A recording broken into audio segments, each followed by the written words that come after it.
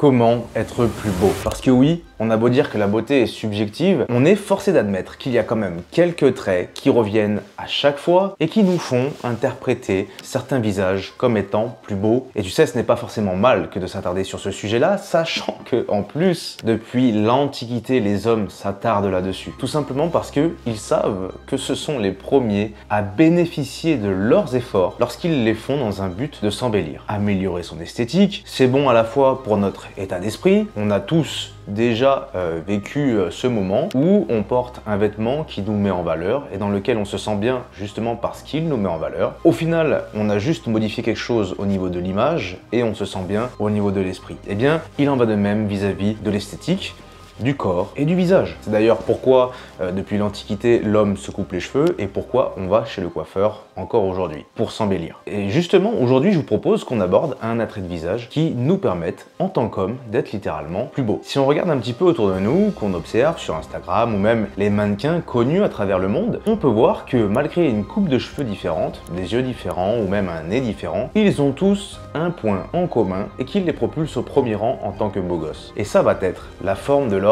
mâchoire. Ils ont littéralement tous une mâchoire bien développée, carrée, avec des joues relativement creuses. Au-delà même des mannequins ou des personnalités publiques sur Instagram, on peut voir que instinctivement, au cinéma, notamment à Hollywood, lorsqu'il s'agit de choisir un acteur qui doit avoir un premier rôle en tant que beau gosse, eh bien les directeurs de casting vont avoir tendance à orienter leur choix vis-à-vis des hommes qui ont une mâchoire plus développée que les autres, sans exagérer non plus. On connaît tous Brad Pitt, Channing Tatum, qui sont reconnus justement pour leur beau visage, leur masculinité, qui est due en grande partie à leur structure de la mâchoire. D'ailleurs, il y a même une anecdote intéressante à ce sujet. Tom Cruise lui-même, au début de sa carrière, qui avait du mal à décoller, avait un visage très joufflu avec une mâchoire très étroite. Avec le temps, lui-même a compris que justement, le bas du visage pouvait l'aider à avoir les premiers rôles et donc il a fait de la chirurgie, à la fois pour remettre ses dents, mais également pour rendre sa mâchoire plus carrée. À ce moment-là, son changement physique lui a permis, en plus de son talent, de décrocher de plus en plus de premiers rôles à Hollywood. Et moi-même, sans avoir fait de chirurgie, à mon petit niveau, je peux dire que avoir une mâchoire plus carrée m'a aidé notamment à percer sur TikTok, Instagram, tout simplement parce que mon visage rendait mieux en photo. Auparavant, j'avais un visage très rond, très joufflu, malgré que tout mon corps soit très sec, et par la suite, j'ai su développer ma mâchoire pour qu'elle devienne plus carrée. Sauf que en ce qui me concerne, je n'ai pas eu besoin de faire de la chirurgie. J'ai simplement entraîné mes muscles massétaires, les muscles principaux de la mâchoire. Je les ai entraînés avec les gommes d'entraînement